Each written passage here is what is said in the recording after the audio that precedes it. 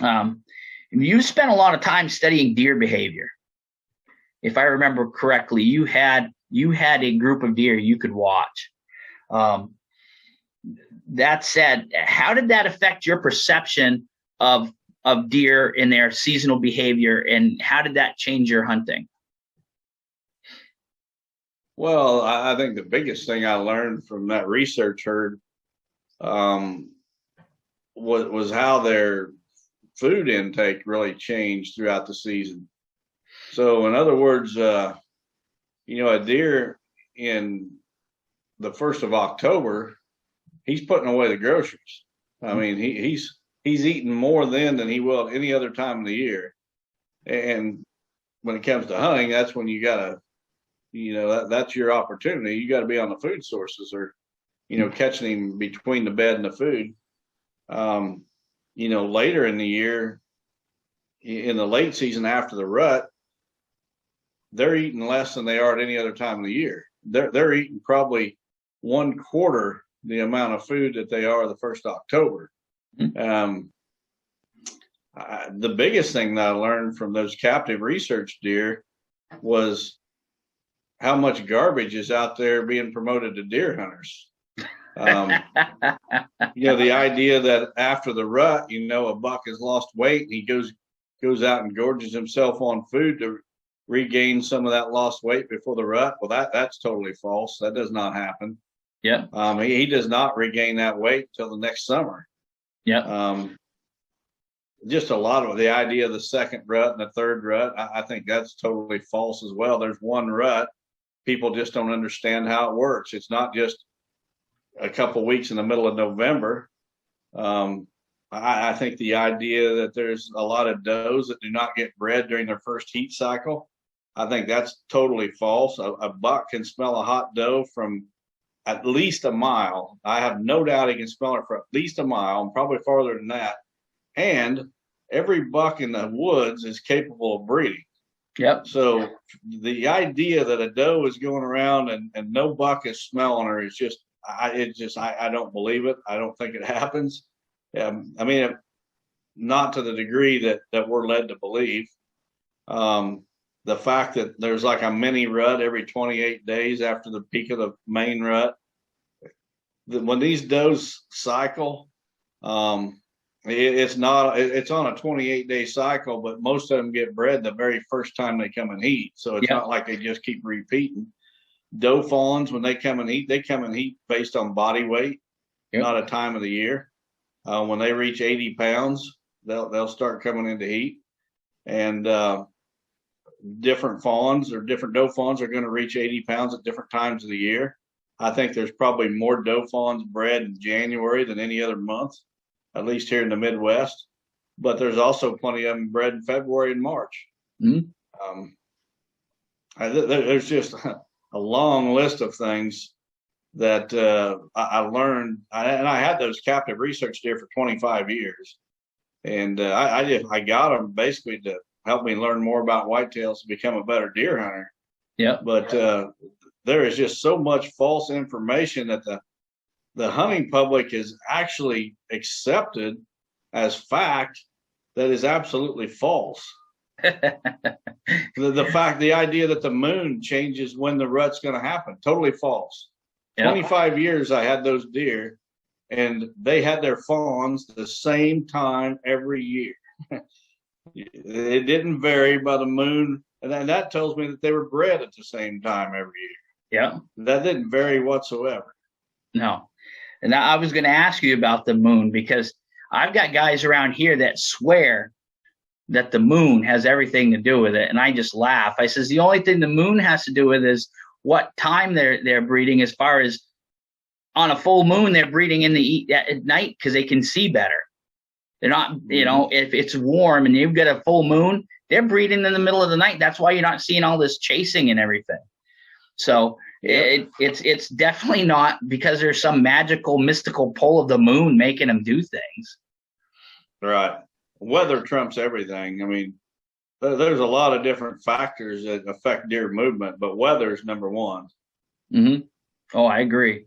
I'm thinking people will mistake the fact that around here in late December and into January, those young does come into their weight, and then you'll see, bucks even after they've cast their antlers, they'll start chasing these little does around, and people will think that's the second or third rut, and it's all the mature does are bred, as far as I'm concerned, during that November period. I mean, it's definitely, like you said, it's definitely those younger does coming into weight. Right, no doubt about it. Now, yeah, you hear people wax eloquent all about the moon, that's for sure. And there's guys out there who are supposed pros that swear by that, and it bothers me that they're throwing that out there. Yeah, there's guys that are supposed pros that believe in all kinds of things I don't. Yeah. For instance, is there anything you want to throw out there? I mean, not without starting a fist fight, but. Well, let me think of one. I've got a couple, but people would know exactly who I'm talking about if I threw them out. Yeah, I know. I have to watch my mouth sometimes too. So, yeah. There's a lot of magical, mystical devices and stuff out there that people swear by too. So, I'm not. Look. I don't know. Are you a scent control fanatic? No. No. Okay. Because I play the winds. That I was going to ask you that. I don't use sprays. I don't use any of that. The only time I use any scent control device is I have one of those ionizers that's in my tent blind if I'm set up too close. Mm-hmm. It seems to work, and I'll use it. But my scent control during the regular hunt, the gun season is when I generally get to hunt, is bacon and coffee. That's basically all it's on me, because I'm tracking or I'm still hunting. So the wind is my main source of scent control. And, and you're killing 200-inch bucks by using the wind. That says a lot. There's a couple of angles to look at that. First of all, when I do seminars, a lot of times this topic comes up. And so I'll ask the crowd, how many here use some kind of scent control device, sprays, the clothing, ozonics, whatever? How many of you guys use something to control your scent? Every hand goes up, everybody's using something. I said, okay, how many of you have been winded by a deer? Every hand's still up. Yeah. What? You're basically telling me what you're doing is not working. Yeah. And there was a time when I used it all. I did everything. I even carried a bottle to pee in. Yeah. I did. And I took the chlorophyll tablets. I did everything to control my scent. You know what? I still got winded.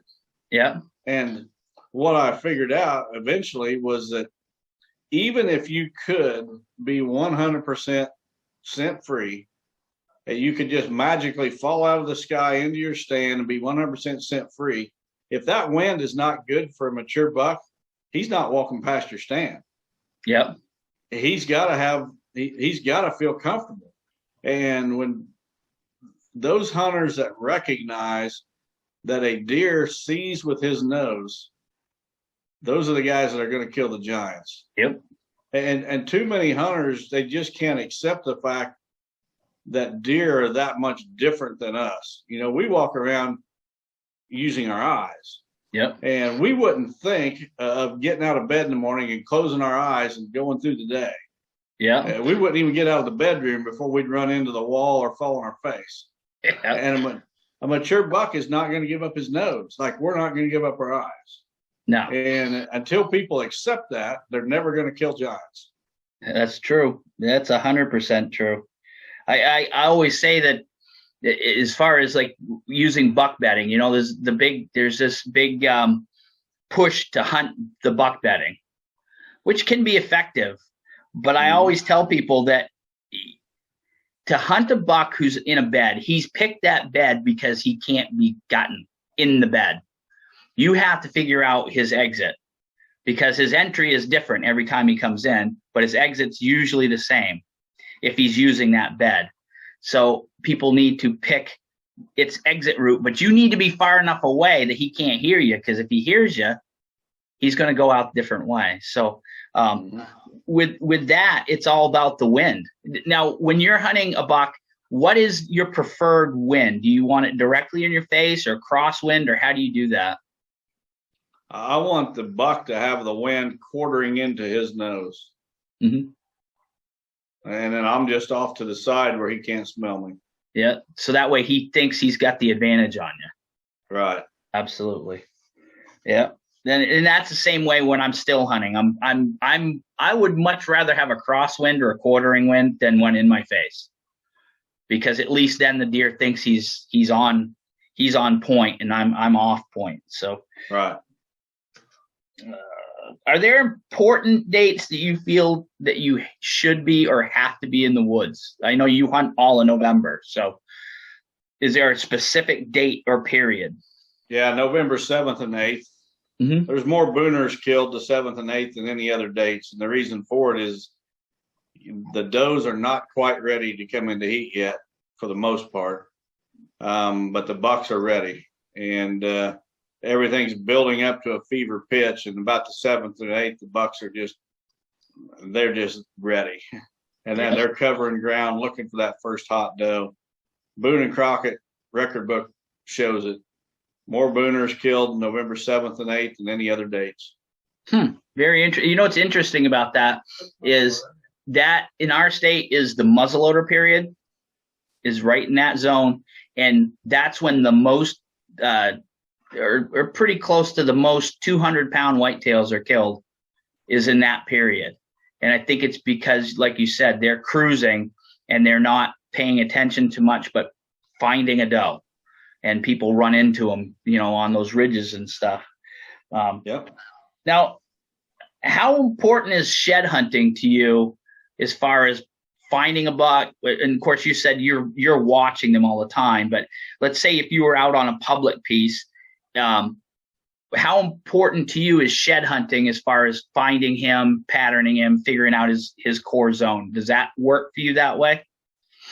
No, factor. I mean, I like to shed antler hunt and I like to find antlers, no doubt about it. But as far as that giving me any information that I'm going to use to kill that buck, it really doesn't. My trail cameras do that. Yep. I gotcha. So speaking of trail cameras, now I saw on Higgins Outdoors, you like the Reconyx cameras. Mm-hmm. They're pretty nice camera. How do you run a setup on those? Is there a certain pattern that you use, or do you run them like a trap line, that kind of deal? How do you run cameras? Well, I run them basically by the dozens. Mm-hmm. I literally have dozens and dozens of cameras, and I've got permission on a lot of properties, and every property will have enough cameras that tells me every buck that's there. Mm-hmm. And of these properties I have permission to hunt, most of them will not get hunt. I will not hunt them each season. I'm going to focus my efforts on those properties where I know there's a shooter buck and where I know my odds are best to fill my tag with a giant. Mm-hmm. So, I start out about the 4th of July. My 4th of July ritual, if you will, is I'm putting out trail cameras. Mm-hmm. Those bucks have grown out enough by that point that you can pretty much tell which ones are going to be the good ones. You can, for the most part, you can start telling individual bucks by the rack based on what it was last year versus this year.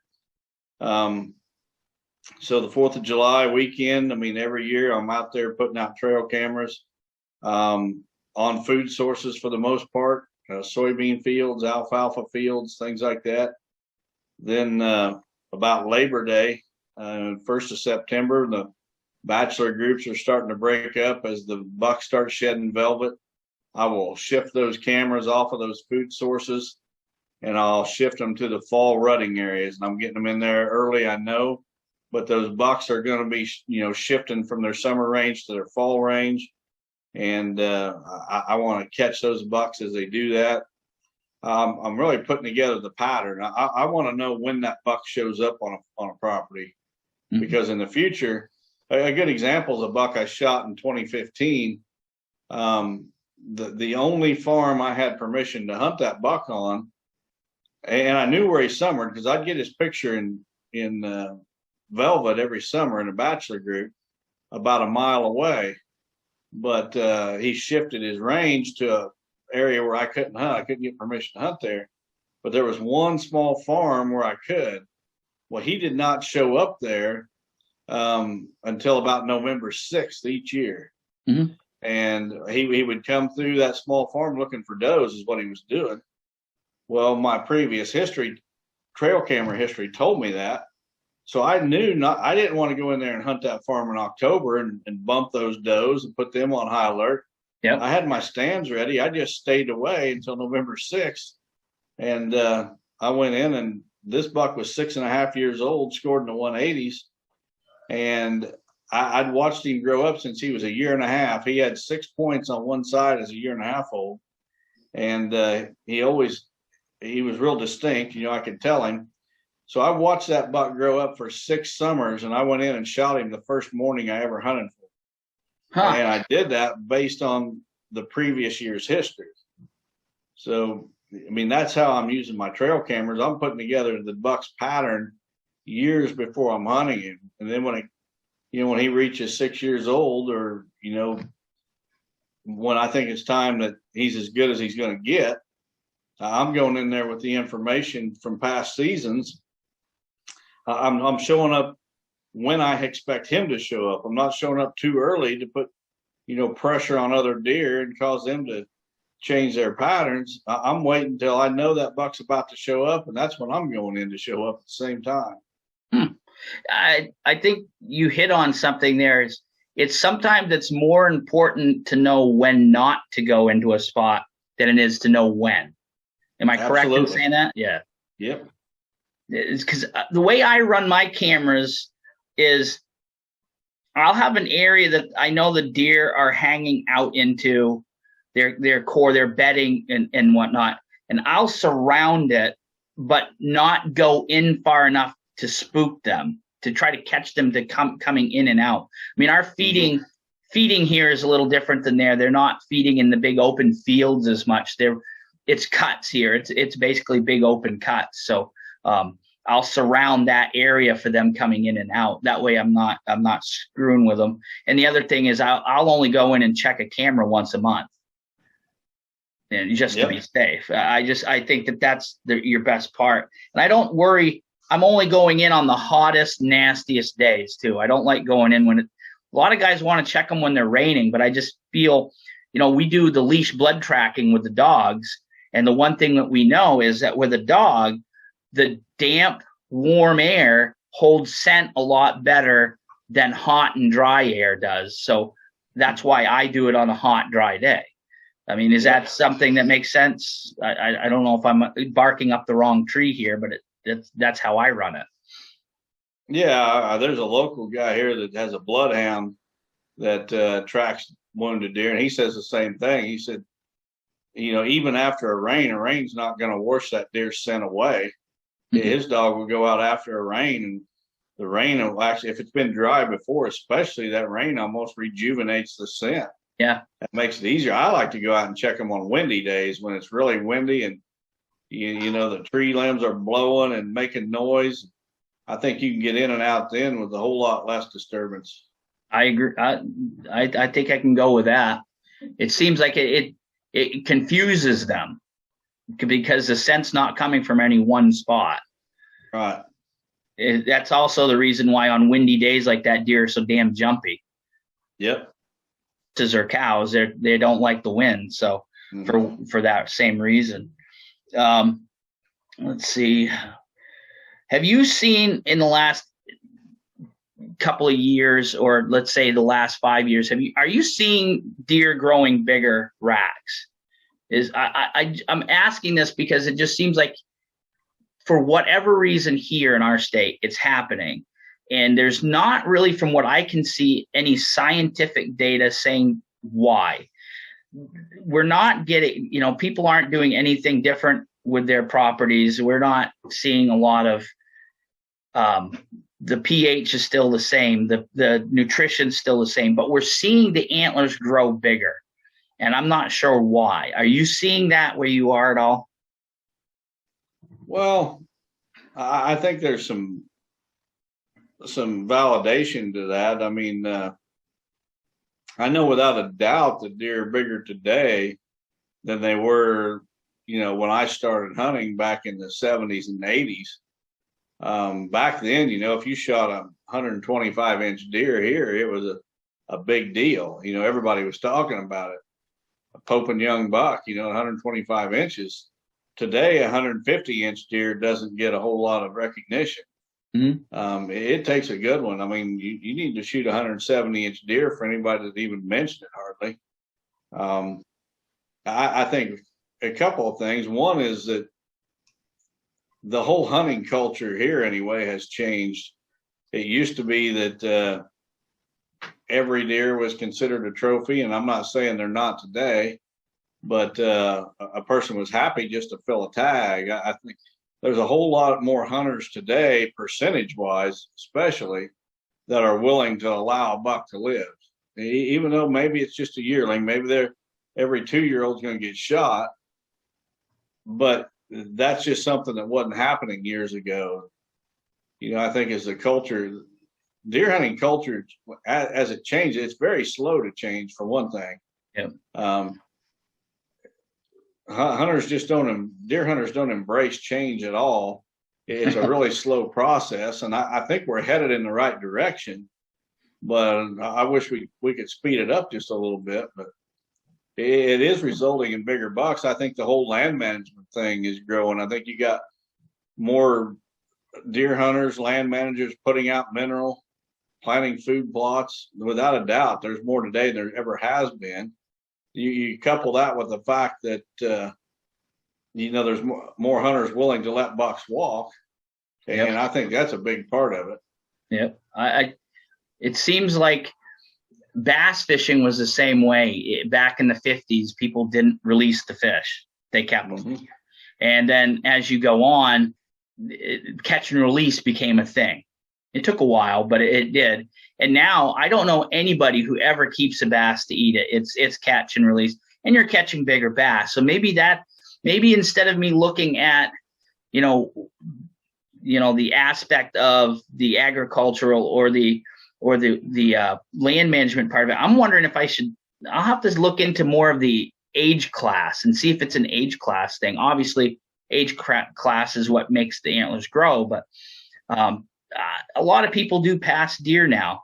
I think you hit on something there that I hadn't really thought about, but it just seems. I was talking to the president of the New Hampshire Antler and Trophy Skull Club, and he said this year we're going to set a record more than likely on Boone and Crockett bucks here in the state, and the number of 150 class and larger deer that they've measured. So that was kind of getting my thought process going as far as that goes. What is where you are? What is the average size buck kind of throughout your state? If you could kind of throw out an average there for a mature buck, or just for a good shooter, 4.5, 5.5-year-old buck. Oh, on average, they're going to be 150s. Wow. Because here, our basic average is somewhere, I would say, as far as what gets shot, between 115 and 120. Mm-hmm. So, like I said before, for us, as a 140 is really a good buck. So, I'm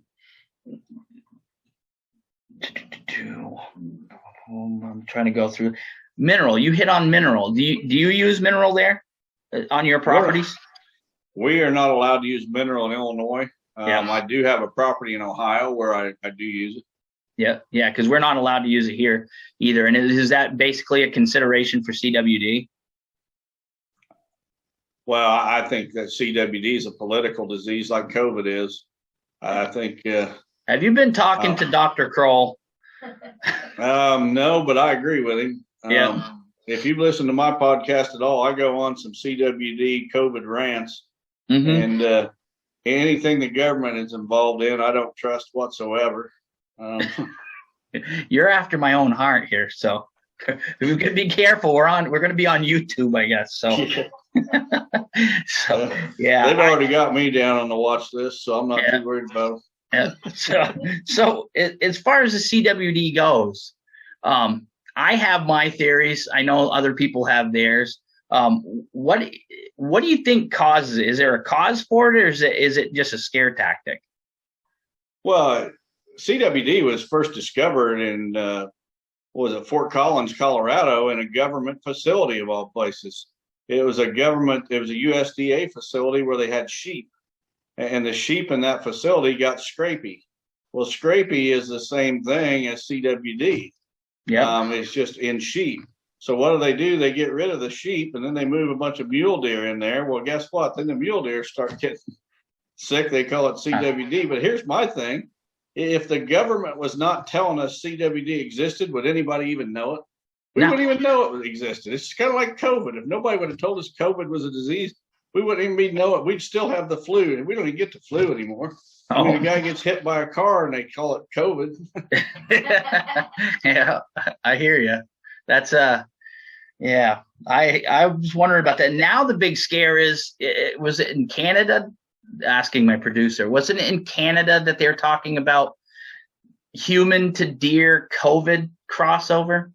Yeah. So Crazy. now we have that we can catch COVID from deer. Where do you think that's going to lead? I don't know. You turn a bunch of liberals loose in college and they come up with all kinds of weird ideas.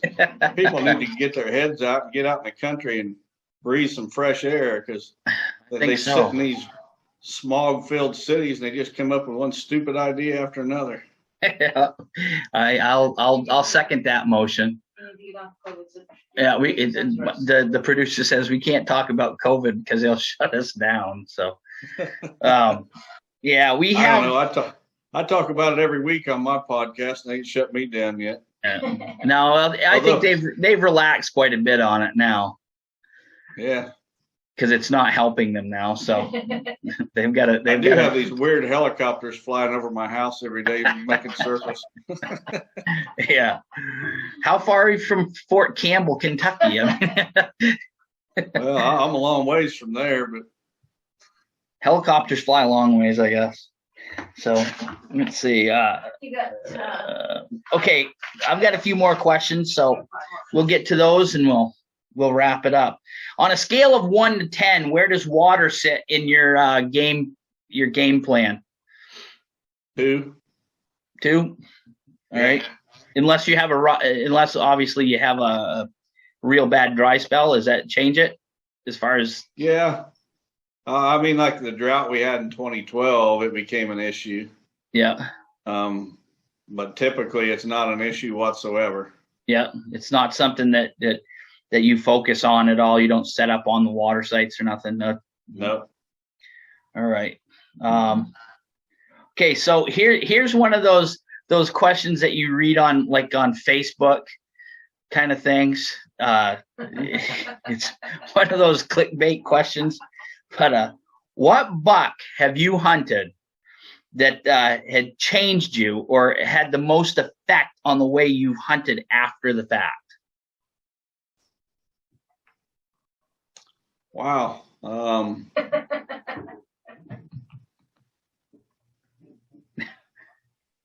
Just by the way he's doing this, he shot too many. Well, I don't know that there's a buck. I think the realization that a buck wants to avoid humans at all costs, and how quickly a hunter can ruin a property. And I learned it the hard way. I learned it by ruining a bunch of properties. And finally, I realized, hey, the problem is me. Mm-hmm. I would get permission for a new property. I'd go in, deer everywhere. And each hunt, I would see fewer deer than I did before. And I'd have to run into the heart of the property, and I'd have to find the very best tree for my stand. And, by the time season was over, that property was worthless. Yeah. and it carried over. I mean, the next season I'd go in, there'd be, out of the gate, I'd see some deer, but not like I had at first. And finally I realized that, I just had to give those deer the heart of the property and hunt the edges and do everything I could to access without being discovered, and be super conservative in not only my politics, but my approach to hunting a property. Well, that's a good. We go on a Reagan hunting trip, I guess. So, yeah. Well, that beats an Obama trip any day. That's when people just give you deer. Yeah. See, that's why guys like you and me. That's what guys like you and me work 24 hours a day, and these other idiots don't work at all. Yeah, they also the ones at your doorstep asking for free venison too. Yeah. Yeah. So on that note, I guess we'll wrap up. Unless there's something is there anything coming up that you want to push or publicize or anything out there that any type of I know you do seminars and stuff, anything like that going on that you want to talk about? Oh, I have a whitetail master class that I hold at my farm, and hold them in March. Got 6 of them this year. They're all sold out for the year, but anybody that's interested in the future, we actually tour 2 different farms, my home farm and another one about 5 miles away that I've hunted for several years. We'll go right to about 15 different stand sites where I've killed some of my biggest deer. And, I describe, why I put my stand there, how I access that stand, what wind direction I hunt that stand with, what the bucks are doing with that wind direction, why it all works out. This year on 2 of the classes, I've got Dr. Bronson Strickland from the Mississippi State Deer Lab. He's come in to take part and going to give a short lecture during 2 of those classes. So it's something that just grows and grows. Probably going to take the show on the road next year and do a couple offsite classes on different properties I've consulted on over the years. So that's something to look forward to. I'll probably plug my podcast as much as anything. It's just exploded in popularity, and I tell it like it is, whether we're talking about politics or deer. There's no political correctness with this guy. I'll hammer the hunting industry just as hard as I hammer the liberals. So the podcast has really exploded because of that. I think the timing was perfect. So yeah, and that's why I wanted to talk to you, because I've kind of been on the fence about opening my mouth about a few things that I find wrong with the hunting industry as of today, and it's kind of like some of the new country music's got some problems that they're not Waylon Jennings and Johnny Cash. So let's just put it to you that way. I think that they're ABBA. Yeah, I think that the hunting industry's gone the same way. It's more about the way you look in your camo than it is about how you produce, and I don't like it. So we're actually going to be talking to, Duncan Dobie. Oh yeah, super good guy. Yeah, we're going to be talking. Duncan, I said hello. I shall. We're going to be talking to him about the good, the bad, and the ugly of modern deer hunting. So that's going to be one of my next interviews. So I'll tell him that you said hello. One thing that Duncan told me years ago, he was editor at North American Whitetail, and I was writing for North American Whitetail, and the internet and message boards, hunting message boards were fairly new, and I'd get on there and I'd butt heads with people. And Duncan told me, and I consider this a compliment, Duncan told me he has never met anyone that had a stronger sense of right and wrong. And he says, you just can't let anything wrong go without comment. And he's absolutely right. Yeah. It doesn't matter if it's politics or hunting or what. When I see something that's not right, I want to address it. Great guy, though. Fantastic guy. He's been to my house. I consider him a friend. But well, we're doing a painting for him right now that I can't show on here because it's going to be a big surprise for him. Of the number 1 Georgia typical, the buck ash buck. So we're doing for him. So he is spectacular. He's just a great guy and a great writer. So as well, as you. I've been reading you, and this don't make this. I don't want you to feel like you're old or anything, but I've been reading you before I had this. So Yeah, I've last August was my 25th anniversary of my first article in North American Whitetail. So a little over 25 years. and if you don't mind me, how did that start? How did you get into that? Well, it's a pretty good story. I wrote a letter to North American Whitetail at the time and wanted to write an article for them. And I detailed what the article was about. It was about a couple of my hunting buddies that had just passed away, a couple of deer hunting friends. And they turned it down. And the next month, I get my issue of North America, and I subscribed to every deer hunting article or magazine that was out at that time. So the next month, I get my issue of North American Whitetail, and there was an article by a guy out of Michigan, and it was on Halloween bucks. And he featured 3 bucks in Michigan, big bucks that had been shot on Halloween Day. Mm-hmm. And the very same month, the very same article appeared in another hunting magazine. And I fired off a kind of a hate letter to North American Whitetail. And I said, you won't publish my article, but you're publishing something that why do I even want to subscribe to your magazine? You're just publishing the same thing. And I got a call from Gordon Whittington at the time. And he says, man, I need to explain something to you. He said, the reason I couldn't publish your article about your 2 friends that have passed is because if I would publish that, then everybody out there who's ever lost a friend or a family member that they deer hunted with would want to write about theirs. And there's just not enough pages in the magazine for everybody to do that. Yeah. So we just have to avoid it. And he said, but I can tell by your letter that you can write. You're capable of writing and got good grammar. He says, if you ever got to get an idea, don't be afraid to run it by me. I just can't use that one. And I said, well, I got one right now. And before I got off of that phone call, I had my first assignment with North American Whitetail. Oh boy. Yeah. That's pretty cool. I always wondered how you do it. Well, don't be afraid to be politically incorrect. You know how Donald Trump got elected? The world's changing. Believe it or not, the world's changing. Political correctness has no place in guys like you and me. And there's a lot of us out there. Mm-hmm. And they're ready. They're ready to hear the truth. They're ready for guys like us that don't care what we say. We're going to speak the truth no matter where the chips fall. Yeah. And I'll tell you what, I've really become pretty bold in recent years because the more I speak out, the bigger my following. I was just at the Dixie Deer Classic. Yeah. This past weekend, I was at the Dixie Deer Classic, first time down there.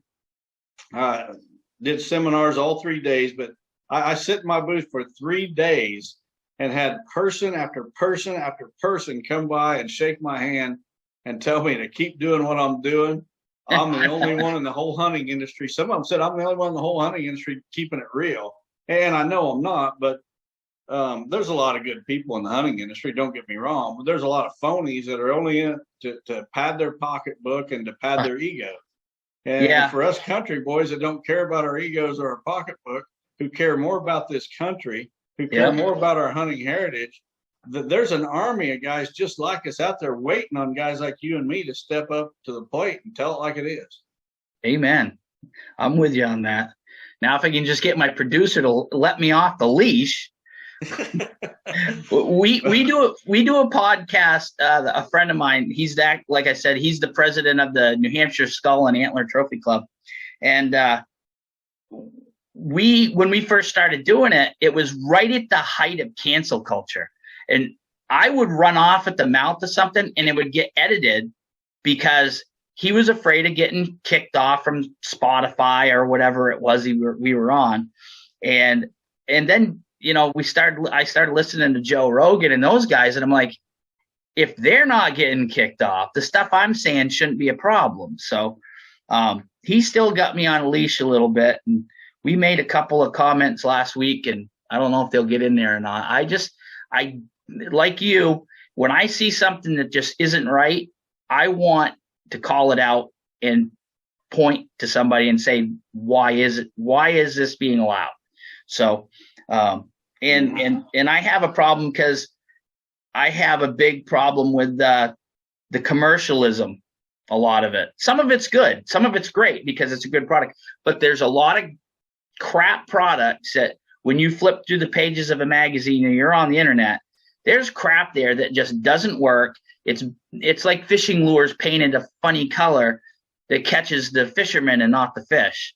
It's the same idea. And I really get cranky about the stuff people spray on each other and everything to keep the deer off. And I actually sent a comment to Deer and Deer Hunting magazine when they did one of their little plugs for one of the sprays, saying how great it works and this is the stuff.